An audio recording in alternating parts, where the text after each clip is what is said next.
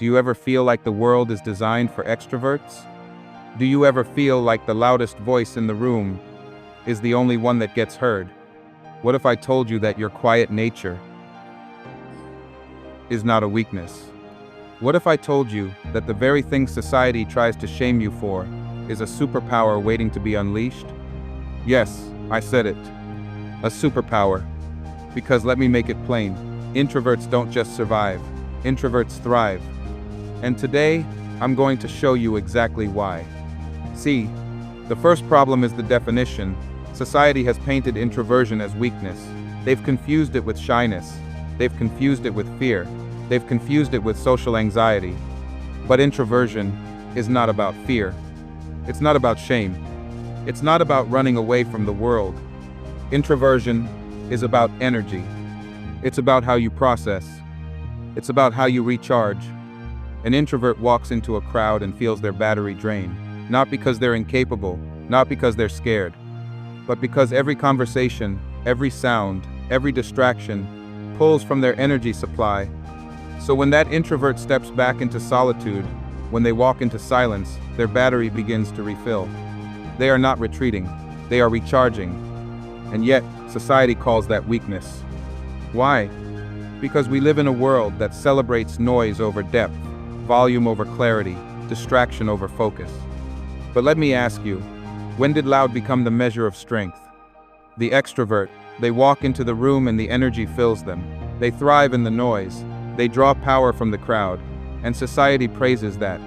Society says, that's leadership, that's charisma, that's strength. But the introvert, they walk into that same room and their energy drains, not because they lack strength, but because their strength flows differently. Their power doesn't come from external chaos. It comes from internal clarity. Picture it like a phone. You don't throw away the phone because the battery runs down. You don't call the phone weak because it needs to be recharged. You plug it in. You give it power. You allow it to be restored. That's the introvert. They step away. They sit in solitude. They think. They process. And when they return, they don't come back with noise. They come back with insight. They don't come back with volume. They come back with vision. Noise may shake the room for a moment, but vision changes the world forever. This is not about extroverts versus introverts. This is not about choosing sides. It's about truth. And the truth is, introversion and extroversion are not two separate boxes. They are a spectrum. Every man, every woman, carries both tendencies within them. Sometimes we lean toward the crowd, and sometimes we lean toward solitude. But some of us find our greatest power in silence, and society has yet to honor that truth. So let me tell you this, introverts, you are not broken. You are not less than. You are not in need of fixing. The world may glorify the spotlight, but history has been changed by those who worked in the shadows. Writers, thinkers, inventors, philosophers, leaders who knew the power of pausing, the power of reflection, the power of silence. Because silence is not empty.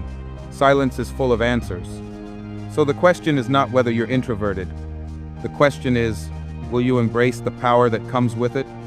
Your quiet nature gives you the ability to listen deeply. Your need for solitude gives you the capacity to think independently. Your slower, more deliberate pace gives you the wisdom to see what the noisy world often misses. Introverts are not weak. Introverts are not broken. Introverts are architects of depth in a world obsessed with surface. When others chase noise, you bring clarity. When others crave attention, you bring vision. When others demand the spotlight, you build something that lasts long after the spotlight fades. So the next time someone tells you that you're too quiet, smile. The next time society tries to shame you for choosing solitude, remember, they don't understand your power. But you do. Because introverts don't just survive. Introverts thrive. And in the silence, in the stillness, in the depth of your mind, you carry the kind of strength the world desperately needs.